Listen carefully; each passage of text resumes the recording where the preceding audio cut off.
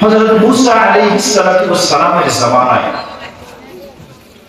মুসা আলাইহিস সালাতু ওয়াস সালাম একদিন স্বপ্নে দেখতেছেন তার জামানার একজন বিখ্যাত বুজুর্গ সে জাহান্নামে। আবার একই জামানার আরেকজন ফাসিক ব্যক্তি ঠিক মতো ইবাদত বন্দেগী করতো না, সে জান্নাতে চলে গেছে। ঘুম থেকে জাগ্রত হয়ে চিন্তায় পড়ে গেল বিষয়টা কেমন হয়ে গেল। যাকে সমাজের মানুষ জান্নাতি ভাবত সে গেল জাহান্নামে, আর যাকে জাহান্নামে ভাবত সে গেল জান্নাতে।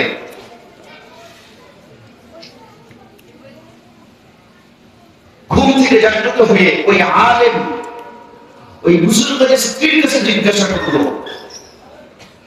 যে বাহ্যিকভাবে তো আমরা দেখতাম তোমার স্বামী অত্যন্ত আলেম, ইবাদতগুজার ব্যক্তিত্ব, সবসময় জিকির-আজকার করতো, সবসময় তাসবিহ তাহলিল করতো, তাসবিহ হাতের মধ্যে থাকতো। আপনি সত্য করে বলতো তার অন্য কোনো আমল আছে কি? না, তো অন্য কোনো আমল নেই, এই আমলগুলোই সে করতো।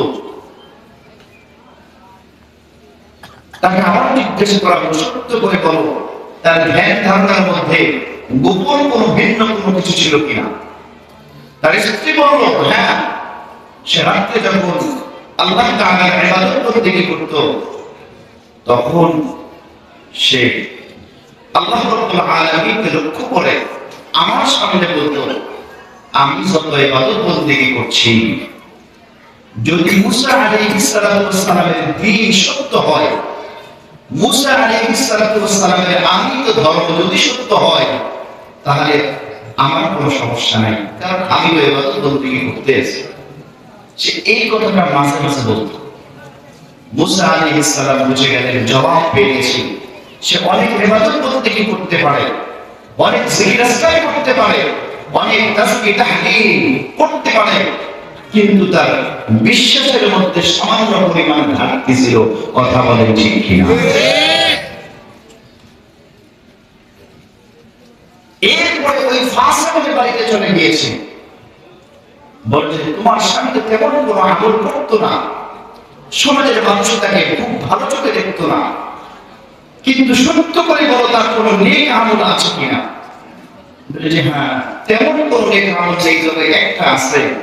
দৈনিক ঘুম যাওয়ার পূর্বে সে বলতো যে মুসা আলাইহিস সালাতু ওয়াস সালামের উপর আল্লাহ তাআলা রহমত আর বরকত নাযিল করুন, উনি সত্য ধর্ম আমাদের জন্য নিয়ে এসেছেন, আল্লাহ তাআলা ওনাকে সত্য দ্বীন আর ধর্ম দিয়েছেন।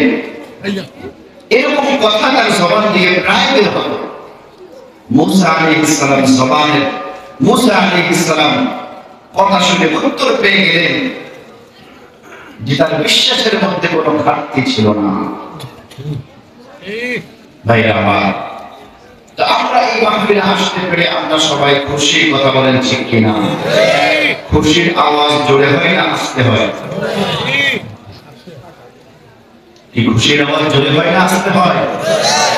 তো জোরে যদি হয় একটু জোরে সরে আল্লাহকে জানিয়ে দেয় আল্লাহ এই মুবারক জলসায় এসে আমরা সবাই খুশি। সবাই জোরে সরে বলি আলহামদুলিল্লাহ।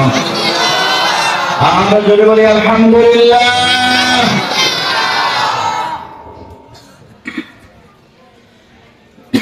আলহামদুলিল্লাহ, আল্লাহ রাব্বুল আলামিন আমি আপনাকে এই মাহফিলের জন্য কবুল করেছেন। আমিন। এবং আগামী দিনেও এরকম আরো বেশি বেশি এই কাজের সঙ্গে নিজেকে সম্পৃক্ত রাখার তৌফিক দান করুন। সবাই বলে আমিন। ভাইরা আমার, আল্লাহ রাব্বুল আলামিন দুনিয়ার জমিনটাকে আমাদের জন্য স্থায়ী বসবাসের জন্য বানাননি। যদি বলেন কিসের জন্য বানাননি? স্থায়ী বসবাসের জন্য দুনিয়াটাকে আল্লাহ তাআলা বানাননি। আচ্ছা, আজ থেকে 100 বছর আগে এই এলাকার যত মানুষ ছিল তারা কি আজকে দুনিয়াতে আছে? আচ্ছা, আজ থেকে 100 বছর পরে আমরা যারা এখানে আছি আমরা কেউ থাকবো না? আমরা কেউ থাকবো না। নতুন প্রজন্ম চলে আসবে। আজকে যারা এই ছোট ছোট বাচ্চারা সামনে বসে আছে এরা একদিন বুড়া হয়ে যাবে। এদের চামড়া একদিন ঢিল হয়ে যাবে, এদের চোখের পাওয়ার একদিন কমে যাবে। এরা এক সময় এই তাকড়া জওয়ান এক সময় কবরটা হেরে লাঠিতে ভর দিয়ে আসবে। একটা সময় মসজিদের মাইকে এলান হবে একটি শোক সংবাদ। কথা বলেন ঠিক কিনা? ভাইরা আমার, এভাবেই দুনিয়ার জমিন থেকে আমাদের প্রস্থান হয়ে যাবে। আমরা দুনিয়ার জমিন থেকে চলে যাব অন্ধকার কবরের জগতে। আল্লাহ রাব্বুল আলামিন এই যে একদল আসতেছে আরেকদল যাচ্ছে, একদল দুনিয়ার জমিনে এই করছে, আরেকদল দুনিয়ার জমিন থেকে আউট হয়ে যাচ্ছে, এই সব কিছু পর্যবেক্ষণ কে করছেন? আল্লাহ তাআলা সব কিছু দেখেছেন। আল্লাহ তাআলা নমরুদের বাদশাহী যেমনি ভাবে দেখেছেন, নমরুদের রাজত্ব আল্লাহ তাআলা যেভাবে দেখেছেন, ওই আল্লাহ তাআলার সামনে বর্তমান জামানায় যারা জালিম ছিল তাদেরকেও আল্লাহ তাআলা দেখেছেন। কথা বলেন ঠিক কিনা? ভাইরা আমার, আল্লাহ রাব্বুল আলামিন সব থেকে ভালো জানেন এই দুনিয়ার হাকিকত কি। সব থেকে আল্লাহ ভালো জানেন এই দুনিয়ার হাকিকত কি। আমি আপনি তো দেখি বাপরে বাপ, অমুকের এত সুন্দর বাড়ি, অমুকের এত সুন্দর গাড়ি, অমুকের এত সুন্দর জামা কাপড়, অমুকের এত সুন্দর স্মার্ট চলাফেরা, অমুকের এত দামি দামি জুতা পরে। এক জোড়া জুতার দাম 10,000, 15,000, 20,000, 50,000 টাকা। আর আমার তো এই 20,000 টাকা কামাই করতে 2 মাস লেগে যায়। কথা বলেন ঠিক? তো আল্লাহ রাব্বুল আলামিন সব থেকে ভালো জানেন এই দুনিয়ার প্রকৃত অবস্থাটা কি। ওই জন্য আল্লাহ বলেন, বান্দারা আমি তোমাদেরকে দুনিয়ার একটা উদাহরণ পেশ করছি। দুনিয়ার উদাহরণ কি? ওয়াদরিব লাহুম মাসালাল হায়াতিদ দুনিয়া কামাইন আনজালনাহু মিনাস সামাই ফাখতালাতা বিহি নাবাতুল আরদি ফাআসবাহা হাশীমান তাদরুহুর রিয়াহ ওয়া কানা আল্লাহু আলা কুল্লি শাইইন মুকতাদিরা। আল্লাহ বলেন, বান্দারা দুনিয়ার হাকিকত, দুনিয়ার প্রকৃত অবস্থা হচ্ছে কেমন? আমি আকাশ থেকে দুনিয়ার জমিনে বৃষ্টি বর্ষণ করি। আমার বৃষ্টি পেয়ে, আমার আকাশের পানি পেয়ে তোমাদের মৃত জমিন সজীবতা লাভ করে, তোমাদের মৃত জমিন জিন্দা হয়ে যায়। তোমাদের মৃত জমিন যখন জিন্দা হয়ে যায়, এই জমিনের মধ্যে যখন তোমরা শস্য বপন করো, যখন তোমরা কোনো কিছু এই জমিনের মধ্যে লাগাও, আমার ওই আকাশের পানি পেয়ে মৃত জমিন যখন জীবিত হয়ে গেছে, তখন জমিন থেকে গাছ বের হয়, বিভিন্ন উদ্ভিদ বের হয়। কথা বলেন ঠিক কিনা? এরপরে আল্লাহ বলেন, ফাআসবাহা হাশীমান তাদরুহুর রিয়াহ ফাখতালাতা বিহি নাবাতুল আরদি।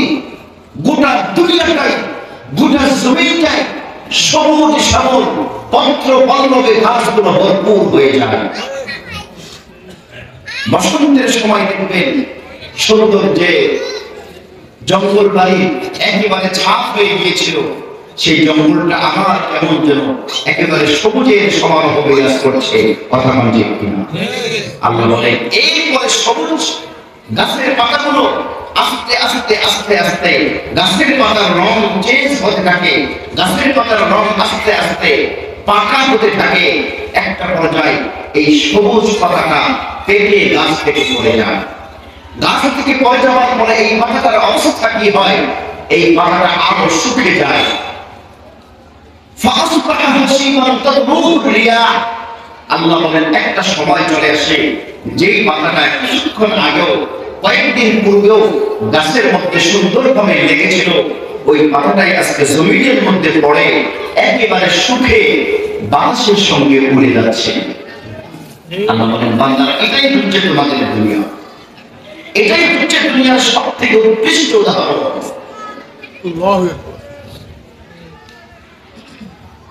রব্বুল আলামিন এরপরের আয়াতে বলেন, المال والبنون زينة الحياة الدنيا المال والبنون زينة الحياة الدنيا আমার বান্দারা দুনিয়ার ধন সম্পদ, দুনিয়ার সন্তান সন্ততি, এগুলো হলো তোমাদের দুনিয়ার জীবনের সৌন্দর্য।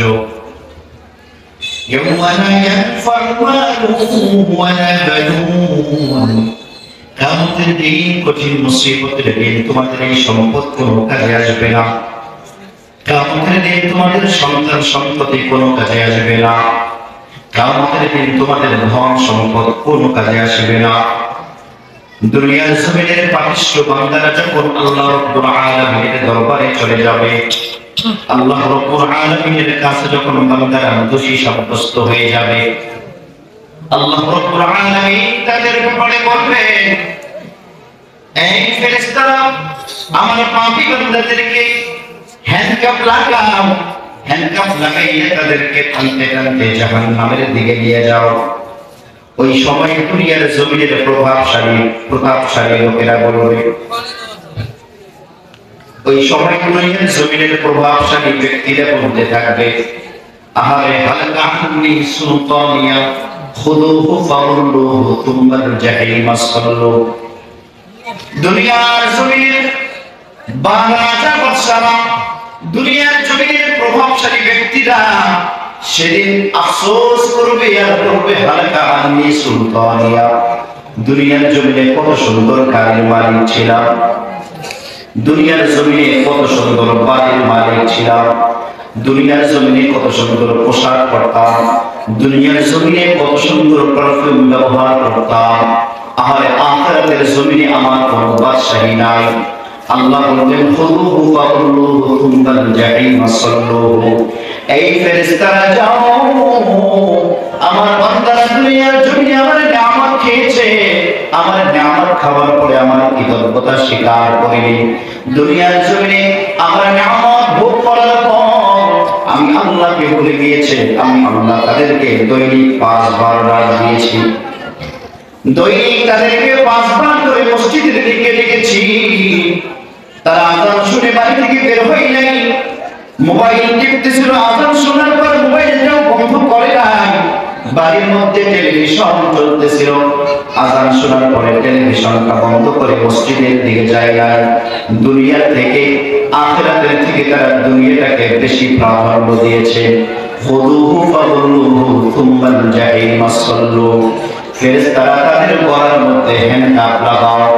মুসলমান, আল্লাহর বান্দা, আল্লাহর গোলাম, দুনিয়ার জমিনে যারা আসামি হয়, দুনিয়ার জমিনে যারা আসামি হয় সরকারের কাছে, তাদের হাতের মধ্যে হ্যান্ডকাফ লাগানো হয়, পায়ের মধ্যে ডান্ডা বেড়ি পড়ানো হয়, আর কিয়ামতের ময়দানে যারা আসামি হয়ে যাবে তাদের গলার মধ্যে হ্যান্ডকাফ লাগানো হবে। আল্লাহ বলবেন, হ্যান্ডকাফ লাগাও আর টানতে টানতে জাহান্নামের মধ্যে ধাক্কা দিয়া ফেলায় দাও। জোরে জোরে কর নাউযুবিল্লাহ। ও মুসলমান, আল্লাহর বান্দা, আল্লাহর গোলাম, আজকে সন্তানের জন্য আমরা হালাল হারামের বিচার করিলাম।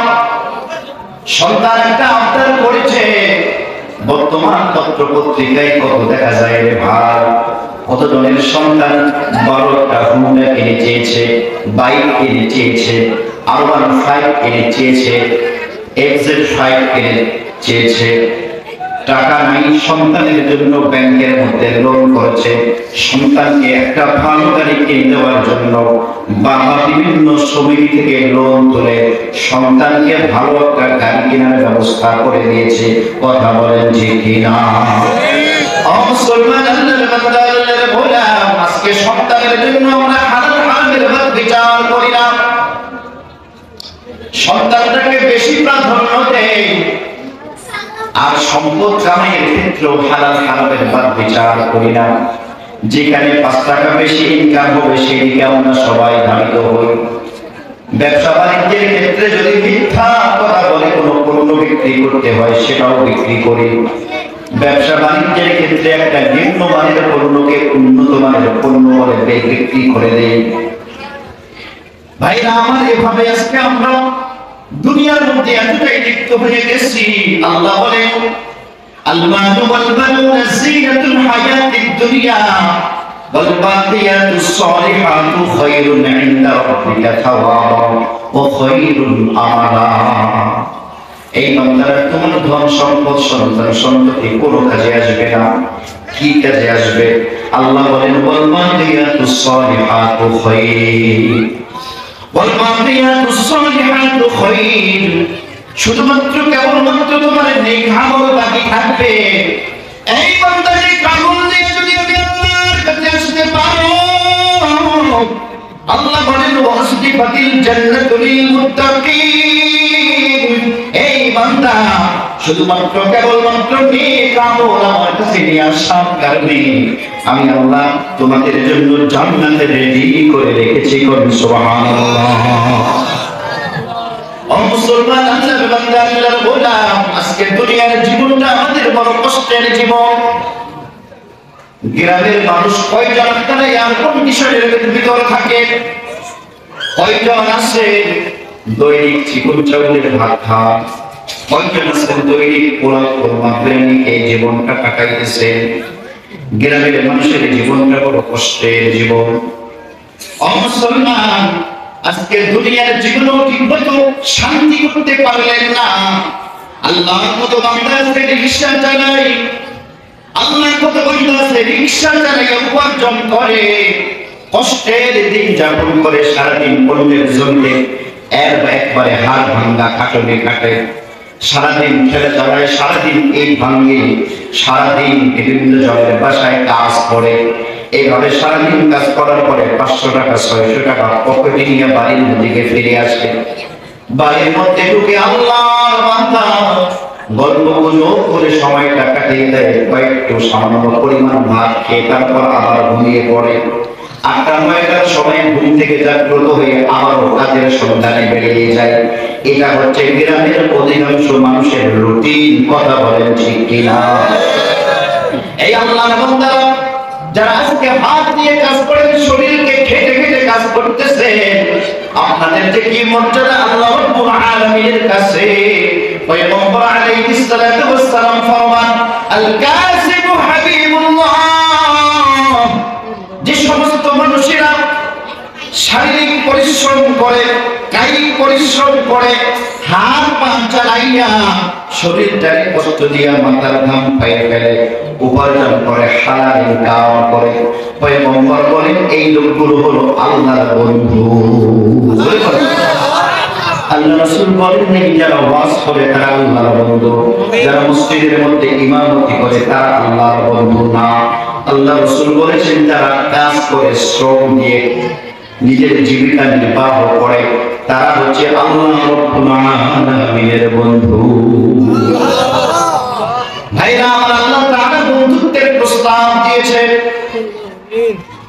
এই এলাকার সব থেকে ধনীর ব্যক্তিটি আপনার বাড়িতে আসার পর আপনার ভাঙ্গা ঘরে বসে যদি আপনার দিকে বন্ধুত্বের হাতটা বাড়ায় দেয়, এই সলিমুদ্দি করিমুদ্দি তোমার বাড়িতে তো কিছুই নাই, আমি তোমাকে বড় ভালোবাসি, বন্ধুত্বের হাত বাড়ায় দিলাম।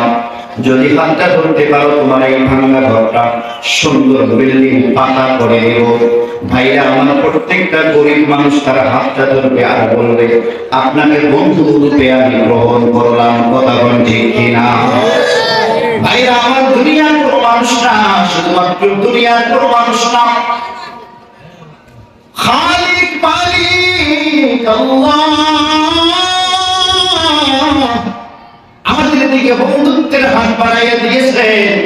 তোমরা যারা মাথার ঘাম পায়ে ফেলে শারীরিক পরিশ্রম করে উপার্জন করো, তোমাদেরকে আমার প্রিয় বান্দা রূপে গ্রহণ করলাম। আই প্রিয় বান্দা হওয়ার জন্য প্রথম যেটা শর্ত ছিল, অন্যতম শর্ত ছিল হালাল ইনকাম তুমি সেটা করো। আর কিছু করা লাগবে না, তুমি সময় মতো নামাজটা পড়ো, রমজান মাস আসলে রোজাটা রাখো, নেক আমল করো, অন্য কোনো আমল তেমন বেশি করা লাগবে না। তোমাকে তাহাজ্জুদ করা লাগবে না, ইশরাক করা লাগবে না, তোমাকে যাকাতও দিতে হবে না, হজও করতে হবে না। তুমি মাথার ঘাম পায়ে ফেলে উপার্জন করো। তুমি যদি শুধুমাত্র নামাজকে ঠিক মতো পড়তে পারো, তুমি যদি রমজান মাসের রোজাটা ঠিক মতো রাখতে পারো, হারাম বর্জন করে হারামের জীবনটা গঠন করতে পারো, আমি আল্লাহ তোমাকে আমার বন্ধুত্বের ময়দানে জায়গা দিয়ে দিলাম। সুবহানাল্লাহ। মুসলমান আল্লাহর বান্দা আল্লাহর গোলাম, আল্লাহ রাব্বুল আলামিনের বন্ধু হওয়ার জন্য অনেক বড় টাকা পয়সা থাকার প্রয়োজন নাই। আল্লাহ রাব্বুল আলামিনের বন্ধু হওয়ার জন্য বারবার হজ করার কোনো প্রয়োজন নাই। আল্লাহ রাব্বুল আলামিন অনেক গরিব অসহায় ব্যক্তিদেরকে নিজের বন্ধু বানিয়ে দিয়েছেন। হযরত বিলাল হাবশী রাদিয়াল্লাহু তাআলা আনহু নিজে গোলাম, তার বাবা গোলাম, তার মা গোলাম, গোলামের বাচ্চা গোলাম। এই বিলাল হাবশী রাদিয়াল্লাহু তাআলা আনহু আমল করেছে, নেক আমল করে পয়গম্বরকে এত খুশি করেছে, আল্লাহ রাব্বুল আলামিনকে এত খুশি করেছে রে ভাই। পয়গম্বর আলাইহিস সালাতু ওয়াস সালাম মিরাজের মধ্যে আরশে আজিমে গিয়ে বিলালের পায়ের জুতার শব্দ পায়। মুসলমান আল্লাহর বান্দা খেয়াল করে শুনুন, হযরত আব্দুল্লাহ ইবনে মুবারক রাহমাতুল্লাহি আলাইহি মক্কার জমিনে অবস্থান করতেন। দীর্ঘদিন হয়ে গেছে মক্কার জমিনে কোনো বৃষ্টিপাত নাই, মানুষগুলোর বড় কষ্ট হচ্ছে, জমিনে রেখে খামারগুলো শুকিয়ে যাচ্ছে, গবাদি পশুগুলোকে কি খাওয়াবে, ঘাস পালা সব শুকিয়ে গেছে। এমনি তো মরুভূমির দেশ, এরপরও যদি বৃষ্টি না থাকে পানি সংকটে চারিদিকে সবাই হাহাকার করতেছে। কামার গেলাম তো কতজন কান্নাকাটি করতেছে, কতজন আল্লাহ তাআলার কাছে ইস্তিসকার নামাজ পড়তেছে, বৃষ্টির জন্য আল্লাহ তাআলার কাছে দোয়া করতেছে। ভাই কি কথা বলবেন, কথা বলে আমার ভয় লাগছে। ইস্তিসকার নামাজ পড়ে আল্লাহ তাআলার কাছে কতজন দোয়া করেছে, আল্লাহ তাআলা বৃষ্টিপাত করাচ্ছেন না, বৃষ্টি বর্ষণ করতেছেন না। হযরত আব্দুল্লাহ ইবনে মুবারক রাহমাতুল্লাহি আলাইহি বিখ্যাত বুজুর্গ, শুধুমাত্র বিখ্যাত বুজুর্গ না, আজকে বিভিন্ন হাদিসের কিতাবে আব্দুল্লাহ ইবনে মুবারক রাহমাতুল্লাহি আলাইহির নাম পাওয়া যায়। একেবারে জলিলুল কদর তাবিঈন হযরত আব্দুল্লাহ ইবনে মুবারক রাহমাতুল্লাহি আলাইহি মনে মনে নিয়ত করলেন, এতগুলো মানুষ কান্নাকাটি করতেছে, আল্লাহ তাআলা বৃষ্টি দিচ্ছেন না, আমি এই যে একটা গুহার মধ্যে আজকে প্রবেশ করব, আল্লাহ তাআলার কাছে দুই রাকাত নামাজ পড়ে কান্নাকাটি শুরু করব, সাজদায় পড়ে আল্লাহ তাআলার কাছে কান্নাকাটি শুরু করব। যতক্ষণ বৃষ্টি হবে না ততক্ষণ এই গুহা থেকে বের হব না। আব্দুল্লাহ ইবনে মুবারক রাহমাতুল্লাহি আলাইহি এরকম নিয়ত করে গুহার ভিতরে ঢুকে গেছে। নিয়ত করেছে কি যতক্ষণ বৃষ্টি হবে না ততক্ষণ আল্লাহ তাআলার কাছে কান্নাকাটি করা ছাড়ব না, বৃষ্টি হলেই এই গুহা থেকে বের হয়ে যাবে। যে কোনো সমস্যার সমাধান সর্বপ্রথম কার কাছে যাবে? এই জোরে বলেন, কার কাছে যাবে? আজকে তো আল্লাহর সাথে আমাদের সম্পর্ক নষ্ট হয়ে গেছে। মুসলমান আল্লাহর বান্দা আল্লাহর গোলাম, হযরত আব্দুল্লাহ ইবনে মুবারক রাহমাতুল্লাহি আলাইহি বলেন, আমি যখন এই নিয়ত করে গুহার ভিতরে প্রবেশ করেছি, আমি নামাজ শুরু করার পূর্বে আমার পাশে আরেকটা গুহা আছে, এই গুহার মধ্যে আরেকজন কালো গোলাম প্রবেশ করলো। এই গোলাম প্রবেশ করার পরে শুধুমাত্র কেবলমাত্র আল্লাহ তাআলার কাছে একটু মুনাজাত করলেন, দুই রাকাত নামাজ পড়ে আল্লাহ তাআলার কাছে মুনাজাত করলেন। তার মুনাজাত শেষ হওয়ার পূর্বে আল্লাহ তাআলা আকাশ থেকে বৃষ্টি নাযিল করলেন। সুবহানাল্লাহ। আব্দুল্লাহ ইবনে মুবারক রাহমাতুল্লাহি আলাইহি আশ্চর্য হয়ে গেছে, কি খবর, কতদিন যাবত বৃষ্টি নাই, কত ইস্তিসকার নামাজ পড়া হচ্ছে, কত কান্নাকাটি করা হচ্ছে, কতজন দোয়া করতেছে, কত জামানার বিখ্যাত বিখ্যাত মুসলমানরা আল্লাহ তাআলার কাছে দোয়া করতেছে, আল্লাহ তাআলা বৃষ্টি দিচ্ছেন না। এই জন্যই তো আমি নিয়ত করে গুহার ভিতরে প্রবেশ করলাম। আমি প্রবেশ করার সঙ্গে সঙ্গে একজন গোলাম আরেকটা গুহায় প্রবেশ করলো। নামাজ শেষ হয় নাই, সিজদার মধ্যে গিয়েছে। এমন সময় বৃষ্টি শুরু হয়ে গেল। আব্দুল্লাহ ইবনে মুবারক রাহমাতুল্লাহি আলাইহি নিজে নামাজটা আর পড়লেন না, যেহেতু বৃষ্টি হয়ে গেছে। আব্দুল্লাহ ইবনে মুবারক ওই গোলামের পিছে পিছে যাওয়া শুরু করলেন। গোলাম কোথায় যায়? গোলাম যেই বাসার মধ্যে প্রবেশ করলো, আব্দুল্লাহ ইবনে মুবারক সেই বাড়ির মালিকের সঙ্গে সাক্ষাৎ করলেন। মালিককে বললেন, আপনার এখানে কতগুলো গোলাম আছে? আমি একটা গোলাম কিনতে চাই। আগের জামানায় মানুষ বেচা কিনা হতো, গোলাম বান্ধে বিক্রয় ক্রয় করা হতো। আব্দুল্লাহ ইবনে মুবারক রাহমাতুল্লাহি আলাইহির সঙ্গে ওই মালিকের কথোপকথন হচ্ছে। মালিক বলতেছে, কোন ধরনের গোলাম আপনার চাই? আমার কাছে অনেক ভালো ভালো গোলাম আছে, অনেক শক্তিশালী গোলাম আছে, আসুন আমার গোলামগুলো আপনি একটু দেখুন। গোলাম যে জায়গার মধ্যে থাকে সেই জায়গার মধ্যে নিয়ে যাওয়া হলো। আব্দুল্লাহ ইবনে মুবারক রাহমাতুল্লাহি আলাইহি বিভিন্ন গোলামকে দেখার পর বলতেছে, আমি যেই গোলামটা খুঁজতেছি আপনার এখানে ওই গোলামটাকে এখনো দেখি না। মালিক বলতেছে, একটা গোলাম আছে, যে গোলামটা হলো বাজারে অচল। যেই গোলামটাকে কিনছিলাম 20 টাকা দিয়া, 20 দিরহাম দিয়ে কিনছিলাম, এখন যদি বিক্রয় করতে চাই 10 দিরহাম কেউ বলবে না। এই গোলামটা আপনাকে কেমনে দেখাই, এটা না দেখানোই ভালো। আব্দুল্লাহ ইবনে মুবারক বলেন, ভাই আমাকে ওই গোলামটা একটুখানি দেখান। গোলামের মালিক যখন গোলামকে দেখানো, আব্দুল্লাহ ইবনে মুবারক দেখতেছে এটা ওই গোলাম যে গোলামের সামান্য পরিমাণ দোয়া আল্লাহ আরশে আজিম পর্যন্ত পৌঁছে গেছে। জোরে জোরে পড়ুন সুবহানাল্লাহ। মুসলমান আল্লাহর বান্দা, আল্লাহর গোলাম বলছিলাম, আল্লাহ তাআলার সঙ্গে বন্ধুত্ব স্থাপনের জন্য, আল্লাহর ওলি হওয়ার জন্য, আল্লাহর প্রিয় পাগল হওয়ার জন্য, আল্লাহর প্রিয় বান্দা হওয়ার জন্য অনেক বড় লোক হওয়ার প্রয়োজন নাই, অনেক বড় আলেম হওয়ার প্রয়োজন নাই, অনেক বড় মসজিদের ইমাম আর খতিব হওয়ার প্রয়োজন নাই।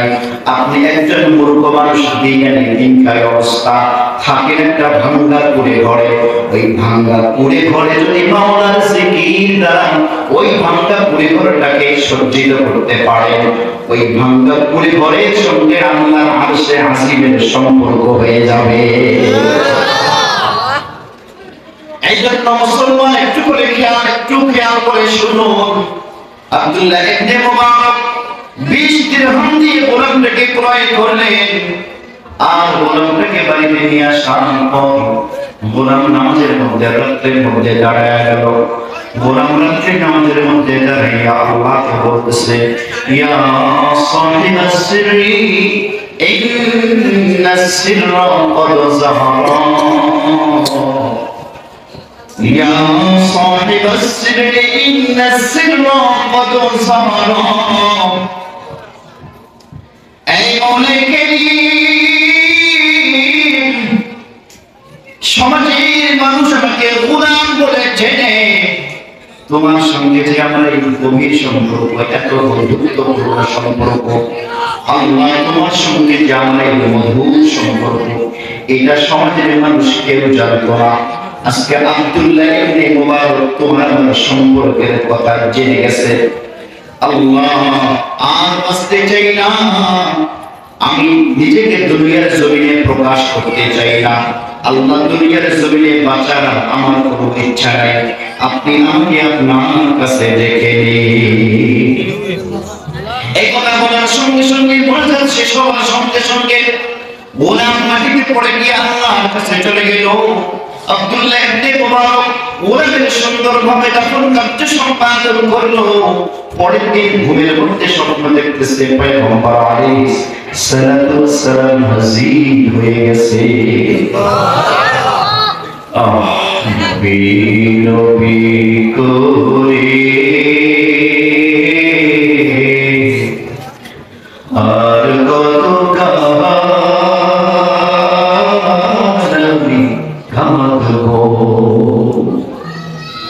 নবী নবী করে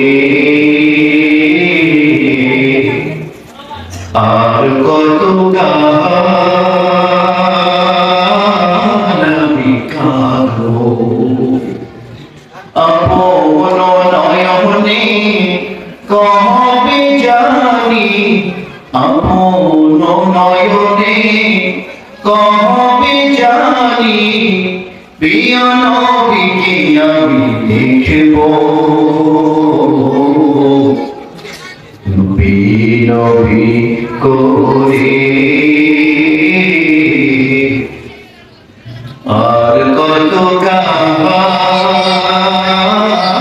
আমি গাবো মুসলমান আল্লাহর বান্দা আল্লাহর গোলাম পরের দিন ঘুমের মধ্যে আব্দুল্লাহ ইবনে মুবারক স্বপ্নে দেখে পয়গম্বর আলাইহিস সালাতু ওয়াস সালাম নামাজ খায় তার এক সাইডে একজন মুরব্বি দেখা যায় আর সাইডে ওই গোলামকে দেখা যায় কোন সুবহানাল্লাহ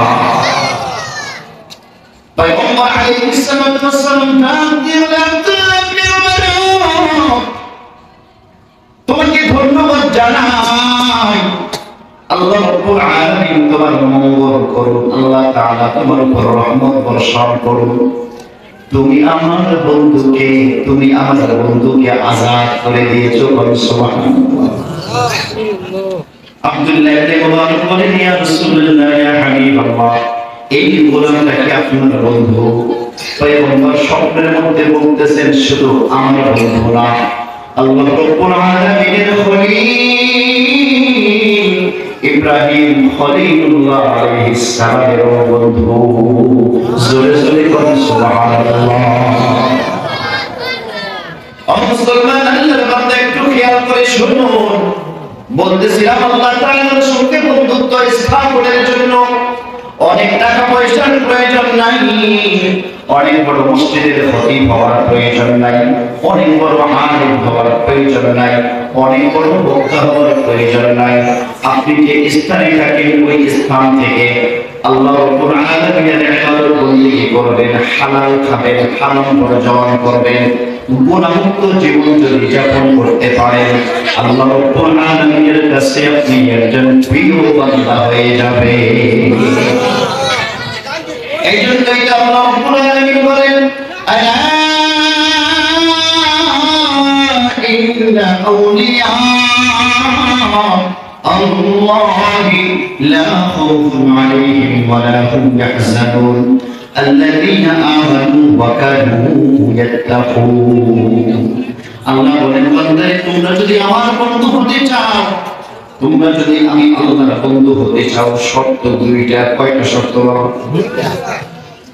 আল্লাহ বলেছেন যারা আমার বন্ধু হবার তোমাদের কোনো চিন্তা নাই মরণের সময় তোমাদের কোনো চিন্তা নাই কবরের মধ্যে তোমাদের কোনো চিন্তা নাই কিয়ামতের দিন কঠিন মুসিবতের দিন তোমাদের কোনো চিন্তা নাই কিয়ামতের দিন ফুলসিরাত পার হওয়া নিয়ে তোমাদের কোনো চিন্তা নাই আমলনামাটা হাতে আসবে নাকি বাম হাতে আসবে এটা নিয়ে তোমাদের কোনো চিন্তা নাই জোরে জোরে বলুন সুবহানাল্লাহ লা খাউফুন আলাইহিম ওয়া লা হুম ইয়াহজানুন আল্লাহ রাব্বুল আলামিন বলেন বান্দারে যদি বন্ধুত্ব স্থাপন করতে চাও এই বন্ধুত্ব তোমাদের দিকে বন্ধুত্বের হাত বাড়াইলাম আমার বন্ধুত্বের পুত্রকে হাত দুইটা বাড়াইয়া দিলাম এই বন্ধুত্বের হাত যদি তোমরা ধরতে চাও দুইটা গুণ অর্জন করতে হবে আল্লাযীনা আমানু ওয়া কানু ইয়াত্তাকুন প্রথম নম্বর গুণ হলো ঈমান আনতে হবে দ্বিতীয় নম্বর গুণ হলো তাকওয়া অর্জন করতে হবে ঈমান এবং তাকওয়ার গুণ যদি তোমরা নিজের ভিতরে ঢুকাইতে পারো তোমরা আমি আল্লাহর বন্ধু হয়ে যাবা আল্লাহ রাব্বুল আলামিন বলেছেন আল্লাহু ওয়ালিয়ুল্লাযীনা আমানু يخرجهم من الظلمات إلى النور والذين كفروا أولياؤهم الطاغوت يخرجونهم من النور إلى الظلمات আল্লাহ বলেন বান্দারা তোমরা যারা আমার বন্ধু হওয়া আমি আল্লাহ তাআলা অন্ধকার থেকে তোমাদেরকে আলোর পথে নিয়ে যাব এইজন্য মুসলমান আল্লাহর বান্দা আল্লাহর গোলাম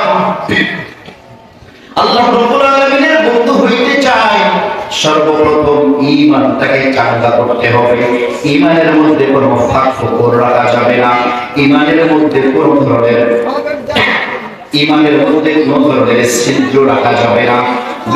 ইমানের মধ্যে দুর্বলতা, ইমানের মধ্যে ছিদ্র আমার আছে কিনা কেমনে বুঝবো? যখন দেখবেন ইসলামের ব্যাপারে, আল্লাহ তাআলার ব্যাপারে আপনার মধ্যে কোনো সন্দেহ সংশয় নাই।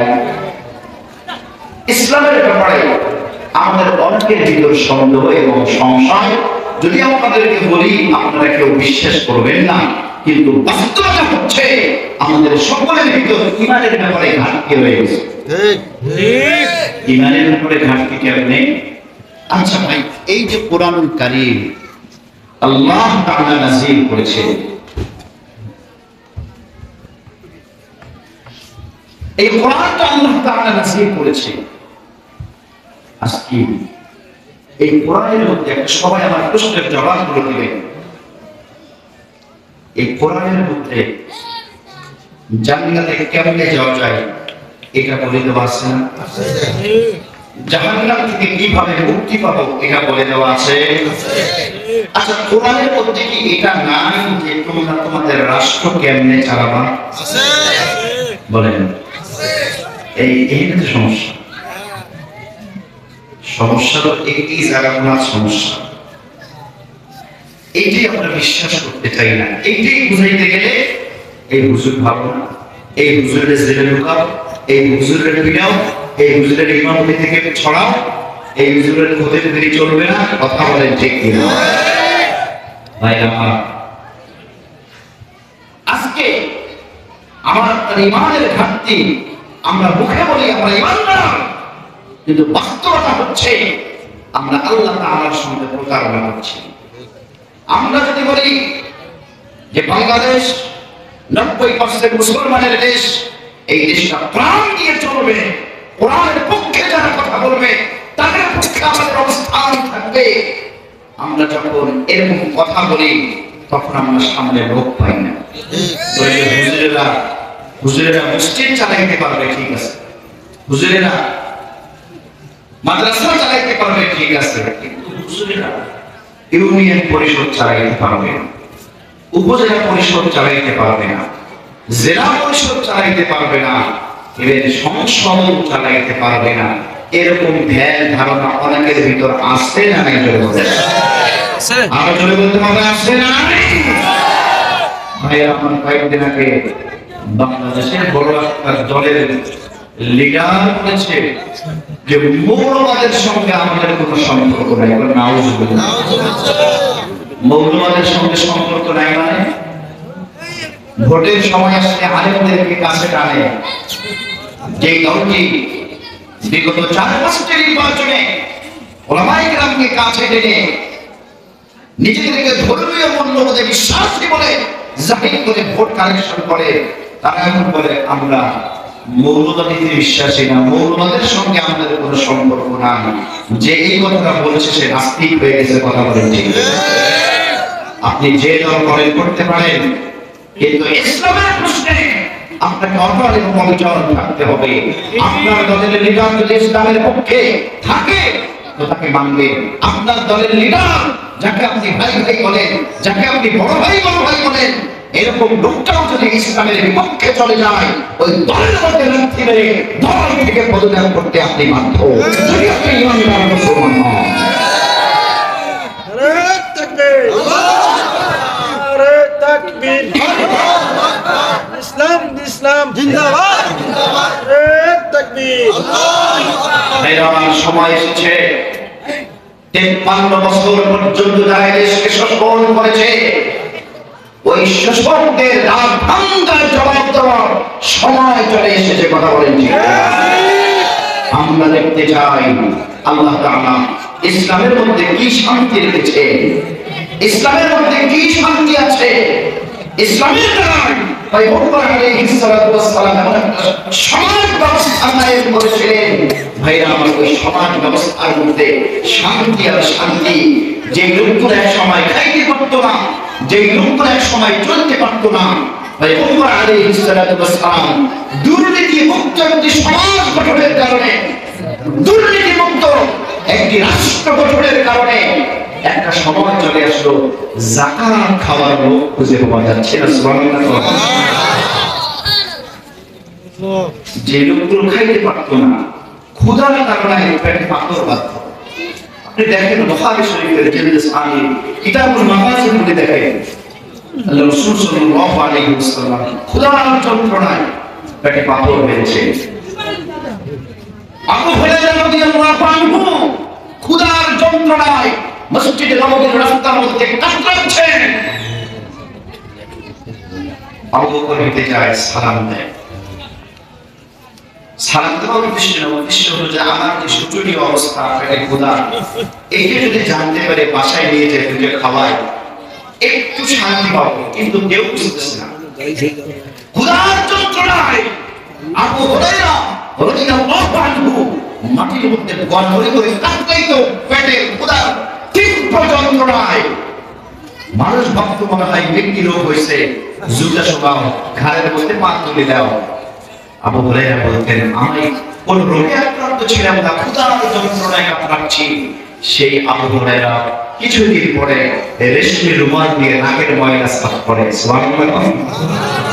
কি এক রাষ্ট্র, কি এক সমাজ! সাহাবার সন্তান মারা গেছে, সন্তান মারা গেছে। এই মুহূর্তে যদি আপনাদের পাকার বাড়িতে নিজের ছেলে সন্তান, মেয়ে সন্তান মারা যায়, মোবাইল দিয়ে কান্না শুরু করে দিল। কথা বলেন ঠিক কিনা? সাহাবার সন্তান মারা গেছে, মা বোনেরা একটু খেয়াল করে শুনুন।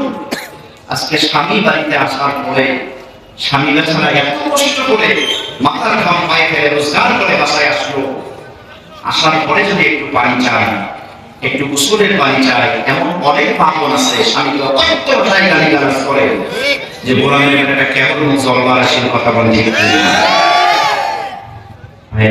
সাহাবাদের জীবনীটা কেমন ছিল! সন্তান মারা গেছে, সাহাবা বাড়িতে আসছে অনেকদিন পর। আসার সঙ্গে সঙ্গে স্বামীর গলা ধরে হাউ করে কেটে ওঠেনি। সন্তানকে সুন্দরভাবে গোসল দিয়ে কাপড় দিয়ে বেচারিটা পাশের রুমে রেখে দিয়েছে। খেয়াল করেছে আমার স্বামী অনেকদিন পর বাড়ির থেকে আসলো, এসেই তাকে দুঃসংবাদ দেওয়া যাবে না। কোন সমাজ কায়েম করেছেন আল্লাহ রাসূল! ভাই আমার, মনোযোগ দিয়ে শুনতে হবে, মনোযোগ দিয়ে দিলের কান মাথা দিয়ে শুনতে হবে। আল্লাহ রাসূল সাল্লাল্লাহু আলাইহি ওয়াসাল্লাম এমন এক সমাজ ব্যবস্থা কায়েম করেছিলেন।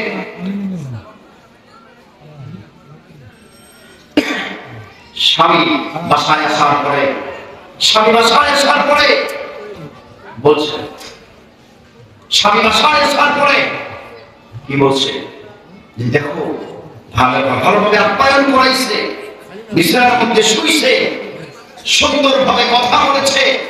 স্বামী যখন শান্ত হয়ে গেছে, এরপরে স্বামীকে বলতেছে, স্বামী তোমার কাছে যদি কেউ কোনো আমানত দেয়,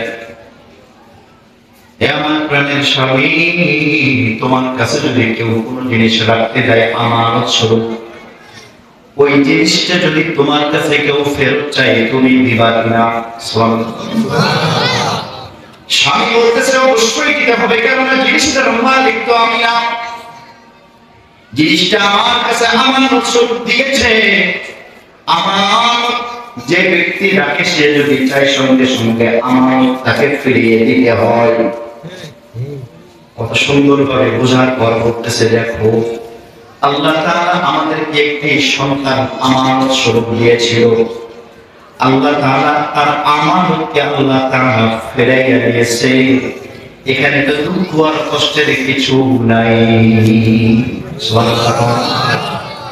এত সুন্দর নিজের সন্তান, অগ্রসর সন্তান, যে সন্তানকে গর্ভে ধারণ করেছিল মারা গেছে, স্বামী হাউ করে না ফেলে স্বামীর সঙ্গে সুন্দর প্রেমালাপ করে স্বামীকে বুঝিয়ে খাওয়া দাওয়া করিয়ে শান্ত বানিয়ে তারপর বলেছে, দেখো আল্লাহ আমানত আল্লাহ নিয়ে গেছে। How that impossible! এটা কিভাবে সম্ভব হলো? আল্লাহ রাসূল এই সমাজ কায়েম করেছিলেন। কথা বলেন ঠিক কিনা? আজকে আমাদের ইউনিয়ন পরিষদ থেকে শুরু করে একবারে রাষ্ট্রপতির ভবন পর্যন্ত সব জায়গায় দুর্নীতি, কথা বল ঠিক কিনা?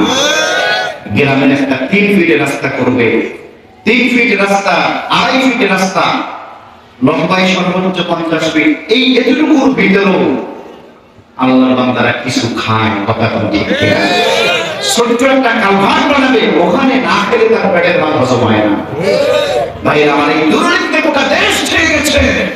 আমরা চাই এমন লোকদের হাতে, এমন কিছু লোকের হাতে বাংলাদেশের নেতৃত্ব করে দিতে, যারা বাংলাদেশকে দুর্নীতি মুক্ত করবে, বাংলাদেশকে গোটা বিশ্বের জমিনে একমাত্র দুর্নীতি মুক্ত দেশ রূপে বাংলাদেশকে পরিচিতি করিয়ে এমন একটা সমাজ ব্যবস্থা আমরা কায়েম করতে যাই। রাজি আছেন সবাই?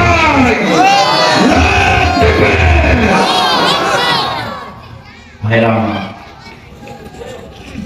ওই সমাজ ব্যবস্থা কায়েমের জন্য আল্লাহ তাআলা আমাদেরকে দিয়েছেন কোরআন, কথা বলেন ঠিক কিনা? একটু জিকির করি আর সামনের দিকে আগায় আসি। লা ইলাহা ইল্লাল্লাহ।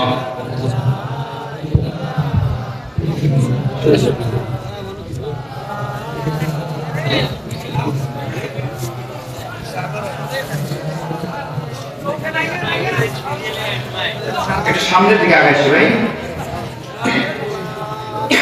লা ইলাহা ইল্লাল্লাহ।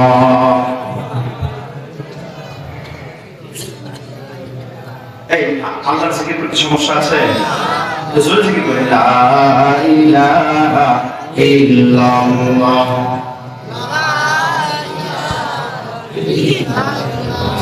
तेरे सवा महबूब हकीकी कोई नहीं, हाय कोई नहीं। तेरे सवा माशूक हकीकी कोई नहीं, हाय कोई नहीं। यादों में तेरे सबको भुला दो, कोई न मुझको याद रहे। सब खुशियों में आग लगा दो,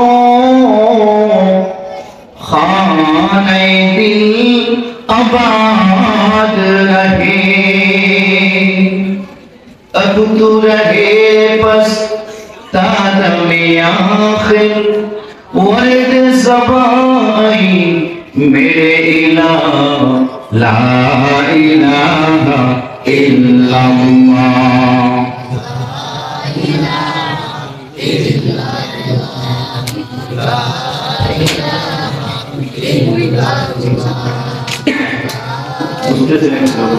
আল্লাহ জিকির কিছু লোক করেন, কিছু লোক করেন না। ভাইরা আমার, লা ইলাহা ইল্লাল্লাহ মুহাম্মাদুর রাসূলুল্লাহ। পয়গম্বর আলাইহিস সালাতু ওয়াস সালাম ফরমান, কিয়ামতের দিন, কঠিন মুসিবতের দিন আল্লাহ রাব্বুল আলামিন যে জায়গার মধ্যে অপরাধী বান্দারা থাকবে, যে জায়গার মধ্যে জাহান্নামী বান্দারা থাকবে, ওই জায়গা থেকে একজন বান্দাকে সামনে নিয়ে আসবে আর বলবেন, দেখো রে বান্দা, দুনিয়ার জমিনে তুমি কি কি করেছো। আল্লাহ রাব্বুল আলামিন ওই পাপী বান্দার সামনে 99টা গুনার খাতা খুলে দিবেন। কয়টা খাতা? 99টা গুনার খাতা খুলে দিবেন। এই গুনার খাতাগুলো দুনিয়ার ছোট্ট ছোট্ট খাতার মতো না রে ভাই। গুনার খাতাগুলো এত লম্বা, দৃষ্টির সীমা পর্যন্ত গুনার খাতাগুলো লম্বা হবে। ভাইরা আমার, আল্লাহ রাব্বুল আলামিন বান্দাকে ডাক দিয়ে বলবেন, বান্দা দেখো, এই যে তোমার গুনাহগুলো এই খাতার মধ্যে লেখা আছে, একটাবার খেয়াল করে দেখো, আমার ফেরেশতারা তোমার উপর কোনো জুলুম করেছে নাকি? আমার ফেরেশতারা তোমার উপর কোনো জুলুম করেছে কিনা? এমন কোন গুনাহ আছে যেটা তুমি করো নাই কিন্তু খাতার মধ্যে উঠে গেছে? একটু ভালোভাবে খেয়াল করে দেখো। ভাইরা আমার, আল্লাহ বান্দা খাতাগুলোর দিকে তাকাইবে, তাকানোর পরে আল্লাহকে বলবেন রব্বুল আলামিন লা ইউগাদিরু সগীরাতান ওয়ালা কাবীরাতান ইল্লা আহসাহা ওয়া ওয়াজাদু মা আমিলু হাদিরা ওয়া লা ইয়াযলিমু রাব্বুকা আহাদা। মৌলা কারীম, এই গুনার খাতাগুলোর দিকে আমি দৃষ্টিপাত করলাম। এই গুনার মধ্যে, এই গুনার খাতার মধ্যে যতগুলো গুনাহ লেখা আছে আল্লাহ, প্রত্যেকটা গুনাহ আমি নিজে করেছি। গোটা দুনিয়ার জীবনটা একটু গুনার মধ্যে কাটাইছি। মাওলা কারীম, ফেরেশতাদের উপর আমার কোনো অভিযোগ নাই। ফেরেশতারা যা লিখেছে সত্য লিখেছে, যতগুলো গুনাহ করেছে সব লিখেছে। এই আমার বান্দা, এই যে এত গুনাহ করেছো তুমি বলো এখন তোমাকে আমি কি করব? গুনাহের ভিত্তিতে তুমি নিজের ব্যাপারে নিজে সিদ্ধান্ত দাও, তুমি জান্নাতে যাবা নাকি জাহান্নামে যাবা? আল্লাহর বান্দা বলবে রব্বুল আলামিন, এই যে বিশাল বড় গুনার খাতা, গুনার দিকে তাকাইলে তো মনে হয় জাহান্নাম ছাড়া আর উপায় নাই। গুনার দিক থেকে যদি বিবেচনা করা হয় আমাকে অবশ্যই জাহান্নামে দিতে হবে। আল্লাহর বান্দা যখন আল্লাহ তাআলা এই কথা বললেন, রব্বুল আলামিন বান্দাকে অভয় দিয়ে বলবেন, বান্দা লা তাকুনাতু মির রাহমাতিল্লাহ, এই বান্দা তুই আমার রহমত থেকে নিরাশ হইল না। তোর সামনে 99টা গুনার খাতা, এই আমার বান্দা তোর 99টা গুনার খাতা যেমনি ভাবে আমি আল্লাহ সংরক্ষণ করেছি, ঠিক তেমনি ভাবে তোর জীবনের একটা ছোট্ট নেক আমল আমি আল্লাহ সংরক্ষণ করেছি। কোন সুবহানাল্লাহ। ভাইরা আমার কথা বলে আল্লাহ রাব্বুল আলামিন বিশাল বড় দায়িত্বের মধ্যে বাম দিকের পাল্লার মধ্যে গুনার খাতাগুলো তুলে দিবে, আর ডান দিকের পাল্লার মধ্যে ছোট্ট একটা কাগজ তুলে দিবে, যেই কাগজের মধ্যে লেখা লা ইলাহা ইল্লাল্লাহ। ও মুসলমান, আল্লাহর বান্দা, আল্লাহর গোলাম, এই লা ইলাহা ইল্লাল্লাহ ছোট্ট কাগজের পাল্লায় এত ভারী, এই ছোট্ট একটা কাগজের টুকরার এত ওজন, ওই 99টা গুনার খাতাকে এক চটকায় উপরে তুলে কালিমার পাল্লাটা নিচের দিকে চলে যাবে। জোরে বলুন সুবহানাল্লাহ। ও মুসলমান, কেন কালিমা পড়তে চান না? বলা যায় না জীবনের কোন কালিমাটা আল্লাহর দরবারে কবুল হয়ে যায়। আজকের এই কালিমাটা যদি আল্লাহর দরবারে কবুল হইয়া যায়, এই কালিমাটাই জান্নাতে যাওয়ার মাধ্যম হয়ে যাবে। লা ইলাহা ইল্লাল্লাহ,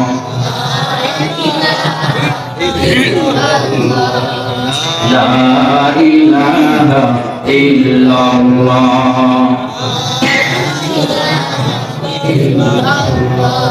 লা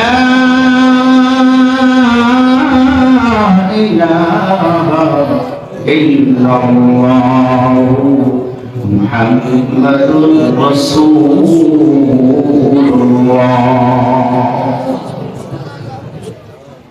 মাহফিল চলবে না শেষ করে দেব?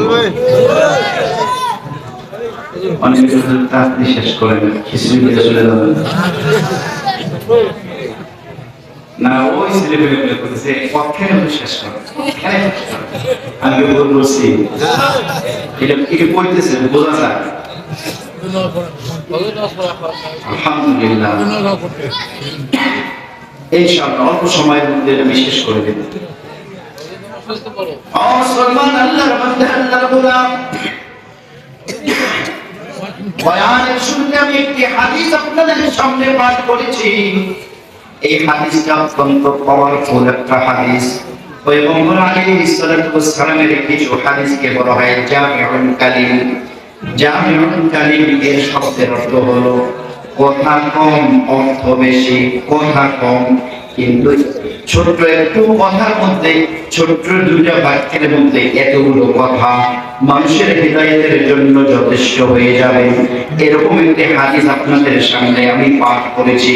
পয়গম্বর আলাইহিস সালাতু ওয়াস সালাম ফরমান, নি'মাতানি মাগবুন ফীহিমা কাসীরুম মিনান নাস। আস-সিহহাতু ওয়াল ফারাগ। পয়গম্বর বলেন নি'মাতানি, দুইটি নিয়ামত এমন রয়েছে, দুটি নিয়ামত এমন রয়েছে অত্যন্ত দামি, অত্যন্ত পাওয়ারফুল নিয়ামত, কিন্তু অধিকাংশ মানুষ এই দুইটি নিয়ামতের কদর করে না।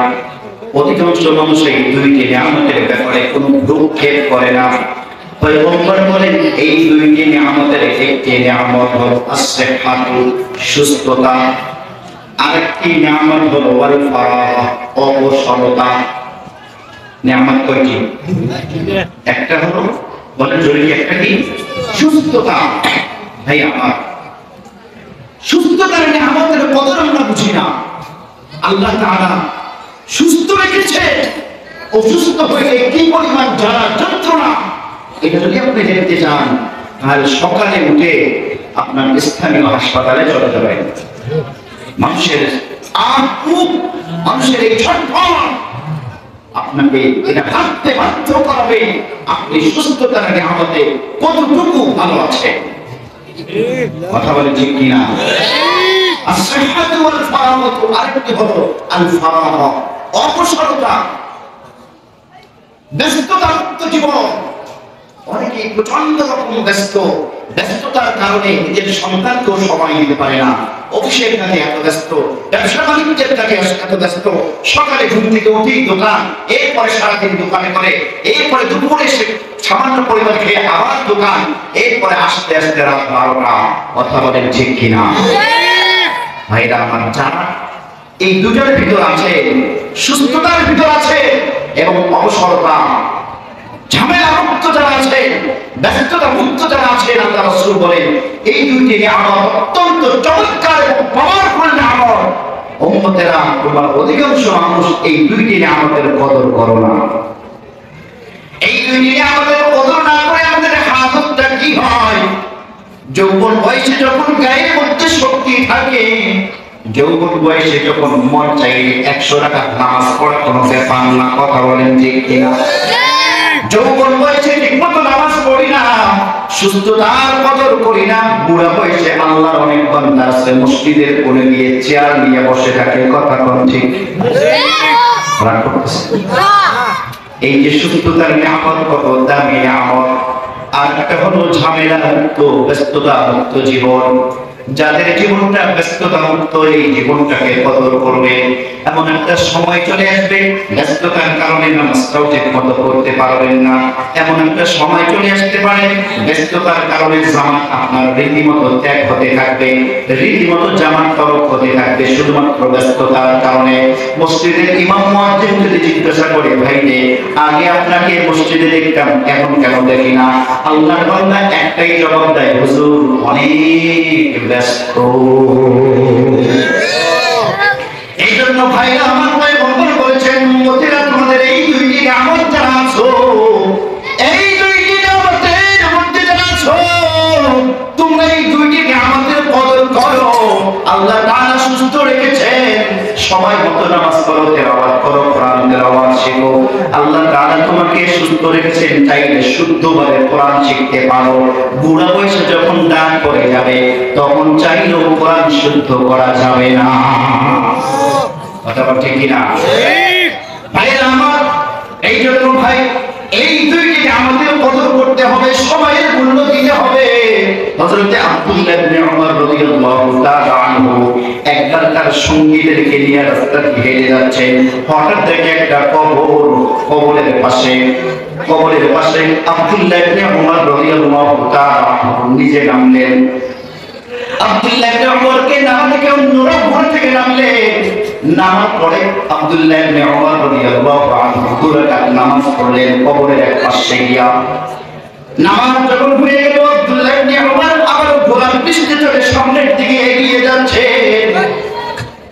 অন্য সাথীরা জিজ্ঞাসা করতেছে, আব্দুল্লাহ ইবনে উমর, এটা মনে হয় বিখ্যাত কোন বুজুর্গের কবর, মনে হয় কোন আল্লাহ ওয়ালার কবর, এই জন্য আল্লাহ ওয়ালার কবর দেখে তুমি নেমে পাশে নামাজ পড়লাম। সত্যি করে বলো তো এই কবরটা কার? এই কবরের মধ্যে যে আল্লাহর প্রিয় বান্দা শুয়ে আছে তার কোনো কারণ, তার কোনো শ্রেষ্ঠত্ব ফজিলত থাকলে আমার সামনে একটু খুলে বলো। আব্দুল্লাহ ইবনে উমর বলেন, ভাই এই লোকটা যে কবরের মধ্যে শুয়ে আছে, বাস্তবতা হচ্ছে আমি এই লোকটাকে চিনি না, এই লোকটার সম্পর্কে আমি কিছুই জানি না। জানেন না তার কবর থেকে আপনি কেন নামলেন আর নামাজ পড়লেন? আব্দুল্লাহ ইবনে উমর বলেন, যখনই কবরের দিকে দৃষ্টিপাত করেছি, যখন এই আমার সামনে কবর, আমার মনে হয়েছে একদিন আমাকেও এরকম কবরে শুইতে হবে। সেদিন চাইলেও আল্লাহ তাআলার কাছে নামাজ পড়তে পারবো না। এই কবরের মধ্যে যে লোকগুলো শুয়ে আছে, চাইলেও আল্লাহ তাআলার কাছে 2 রাকাত নামাজ পড়তে পারে না, চাইলেও একটু কোরআনের তেলাওয়াত করতে পারে না, চাইলেও একটু জিকির আজকার করতে পারে না। কেননা তাদের আমলের খাতা বন্ধ হয়ে গেছে। যারা তারা আমল নামা লিপিবদ্ধ করত, কিরামান কাতিবিন, তাদের 2 কাঁধ থেকে আল্লাহর কাছে চলে গেছে। তাদের কাঁধের ফেরেশতা নাই, আমল নামা বন্ধ হয়ে গেছে। তারা চাইলেও আর আল্লাহর ইবাদত করতে পারে না। এই আমার সাথীরা, যখন এই কবর দেখেছি, মনে হয়েছে আমি একদিন কবরের মধ্যে যাব, সেদিন চাইলে 2 রাকাত নামাজ পড়তে পারবো না। এই জন্য কবর দেখে আমি নামলাম, 2 রাকাত নামাজ পড়লাম। আমার আমল নামায় 2 রাকাত নামাজের সওয়াব যোগ হলো। জোরে বলুন সুবহানাল্লাহ।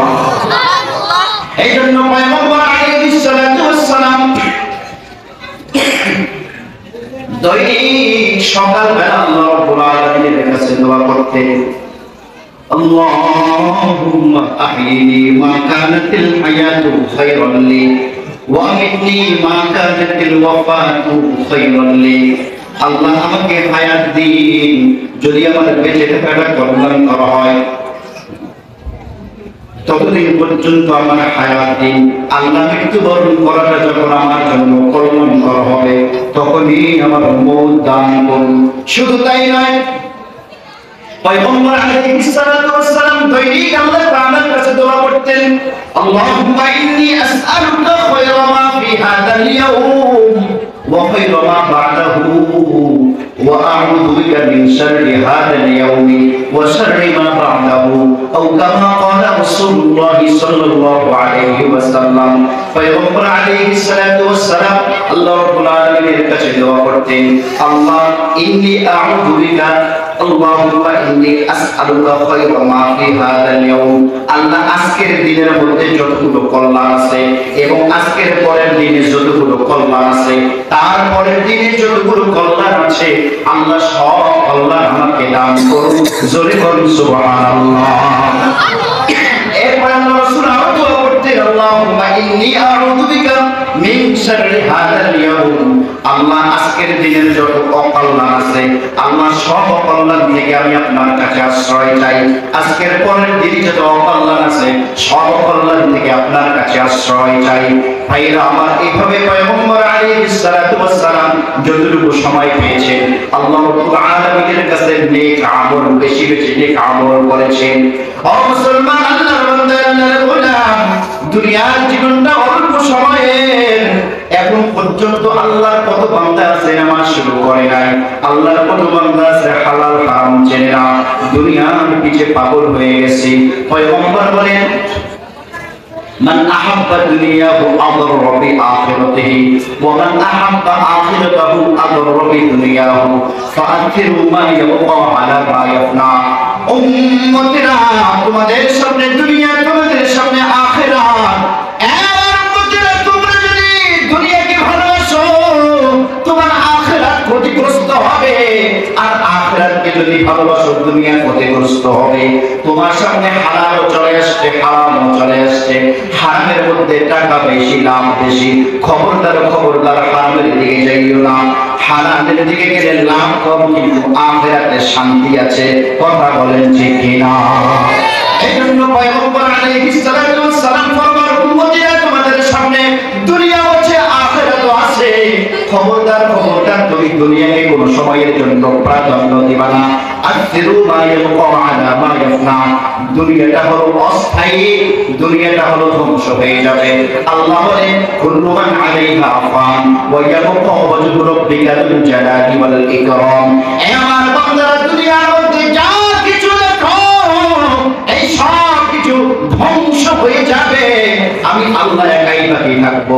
কাজেই যেই দুনিয়াটা ধ্বংস হয়ে যাবে, যেই জমিনটা ধ্বংস হয়ে যাবে, যেই ঘর বাড়ি ধ্বংস হয়ে যাবে, যেই সন্তানাদি ধ্বংস হয়ে যাবে, তাদের পিছে না পড়ে যেই আখিরাত কোনদিন ধ্বংস হবে না, যেই ব্যাপারে আল্লাহ বলেছেন ওয়াল বাকিয়াতুস সালিহাতু খায়র, দুনিয়ার জমিনে যেটা নেক আমল করবা এটাই হলো স্থায়ী সফল, স্থায়ী ফসল।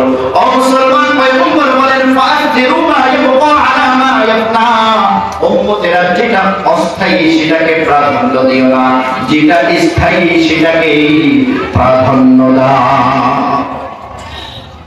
এইজন্য আমাদের সবাইকে আখিরাতমুখী হইতে হবে, দুনিয়ার পিছে পড়া যাবে না রে ভাই। দুনিয়াটা একেবারে মূল্যহীন একটা বিষয়। জানি না কার কখন ইন্তেকালের সময় এসে যায়। আপনি কেবল চাকরিতে ঢুকেছেন, 40-50 হাজার টাকা বেতন, আপনি জানেন না আপনি কয় মাস চাকরি করতে পারবেন, আপনি জানেন না কয় বছর চাকরি করতে পারবেন। লক্ষ লক্ষ টাকা ঘুষ দিয়ে চাকরি নিলেন, দেখা গেল 2 বছর চাকরি করতে আপনি অন্ধকার কবরে চলে গেলেন। দুনিয়ার পিছে পড়িয়েন না রে ভাই, সর্বদা আখিরাতকে প্রাধান্য দেন। আল্লাহ বলেন যারা আখিরাতকে প্রাধান্য দিবা, এদের দুনিয়া সুন্দর করার জিম্মাদার আমি আল্লাহ হয়ে গেলাম। কারণ দুনিয়ার মধ্যে আল্লাহ আমার জন্য আপনার জন্য যতটুকু বাঁচাতে রাখছেন ততটুকুই পাবো, এর বেশি পাবো না। আর আখিরাতের ব্যাপারে আমরা যত দুনিয়াতে কামাই করবো সম্পূর্ণটাই থেকে যাবে। এই জন্য আল্লাহ রাব্বুল আলামিন আমাদের সবাইকে আখিরাতমুখী হওয়ার তৌফিক দান করুন। সবাই বলি আমিন। আজকের মাহফিলের আয়োজক কে? আব্দুর রহিম ভাই কই? কই আব্দুর রহিম কোথায়? ভাই আমার আপনাদের খারাপ লাগতেছে? আলহামদুলিল্লাহ 12টা বেজে গেছে, আমি এলাম 12টার মধ্যে শেষ করে দেব। কই আব্দুর রহিম কই? কি মাকসাদ, কি উদ্দেশ্য? আমরা সবাই একটু দরুদ শরীফ পড়ি। আল্লাহুম্মা সাল্লি আলা সাইয়্যিদিনা মুহাম্মাদিন ওয়া আলা আলি মুহাম্মাদ কামা সাল্লাইতা আলা ইব্রাহিম ওয়া আলা আলি ইব্রাহিম ইন্নাকা হামিদুম মাজিদ।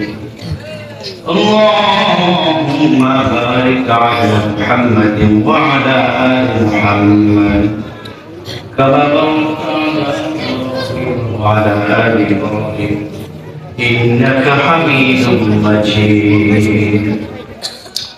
الشرطي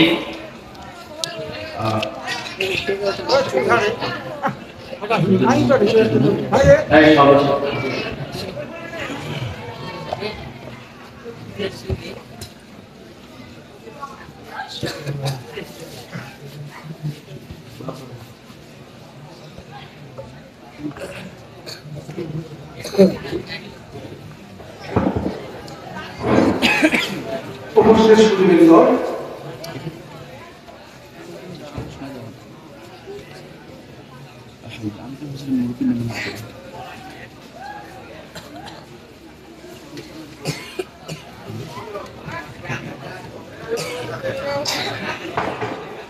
আলহামদুলিল্লাহ। তো ভাই আমার আজকের আয়োজনটা আপনাদের কেমন লাগছে? সবাই জোরে বলেন, আর জোরে বলেন আলহামদুলিল্লাহ। আজকের আয়োজন আব্দুর রহিম হুজুর, আল্লাহর বান্দা, আমার কাছে গেছে দাওয়াত দেওয়ার জন্য। জীবনে কোনো পোস্টারে বক্তার নাম দেয় না, বক্তার নাম্বার দেয় না। আল্লাহর বান্দা দেখি আমার নাম্বারও দিয়ে দিয়েছে। তো আমি যে মসজিদে 5 ওয়াক্ত নামাজ পড়াই, করিমগঞ্জ বাজার মসজিদ, ওখানে উনি গেছেন, ওখানে গিয়ে আমাকে দাওয়াত দিয়েছেন। সবাই তো মোবাইলে দাওয়াত দেয়, তিনি গিয়ে দাওয়াত দিয়েছেন। উনি বলছেন যে উনি একাই মাহফিলের আয়োজন করে, সবার কাছ থেকে সহযোগিতা নিয়ে সবাই সহযোগিতা করেন। আজকের মাহফিলে আপনারা কম বেশি সবাই সহযোগিতা করেছেন। তারপরেও আমি আপনাদেরকে একটা অনুরোধ করব, আল্লাহর বান্দা যাকে করে প্রতি বছর এমন একটা আয়োজন করে, এটা কে কে চান? আল্লাহু আকবার, হাত করে আলহামদুলিল্লাহ ফাতামা। এই যে আল্লাহর বান্দা প্রতি বছর আয়োজন করে, এই আয়োজন করতে গিয়ে যদি উনি লসের মধ্যে পড়ে যান, কোনো সমস্যার মধ্যে পড়ে যান, তাহলে কিন্তু সামনে আর আয়োজন করবে না। এই জন্য সবাই সহযোগিতা করতে হবে। আল্লাহ রাসূল আল্লাহ তাআলা বলেছেন, তাআলু আলাল বিররি ওয়াত তাকওয়া। এই বান্দারা, কেউ যদি কোনো ভালো কাজ শুরু করে, সকলের দায়িত্ব ওই ভালো কাজটার মধ্যে সহযোগিতা করা। এই নির্দেশটা আমার না, ডাইরেক্ট আল্লাহ। তাআলু, তোমরা সাহায্য করো আলাল বিররি, ভালো কাজে। এই মাহফিলের মধ্যে একটি ভালো কাজের আয়োজন উনি করেছেন। আমাদের সবার দায়িত্ব কর্তব্য আল্লাহর বান্দাকে একটু সাপোর্ট দিয়ে, যাতে করে মাহফিলের যাবতীয় ব্যয়ভার এগুলো যাতে করে কোনো রকম উনি উঠাইতে পারেন। এরপরে আমার মেহমানদারের আয়োজন করেছে। তো আসলে আজকের এই মাহফিলের জন্য আমি আল্লাহ খুব বেশি কালেকশন না, মাহফিলের আয়োজন যাতে করে স্বাভাবিক, এই যে লাইট মাইক এবং প্যান্ডেলের যে একটা খরচ, এটার জন্য আল্লাহর কোন কোন বান্দা একটু শরীর হতে চান, একদম দাঁড়িয়ে থাকবে, আমি এই পরিমাণ কোন সংখ্যা উল্লেখ করলাম না।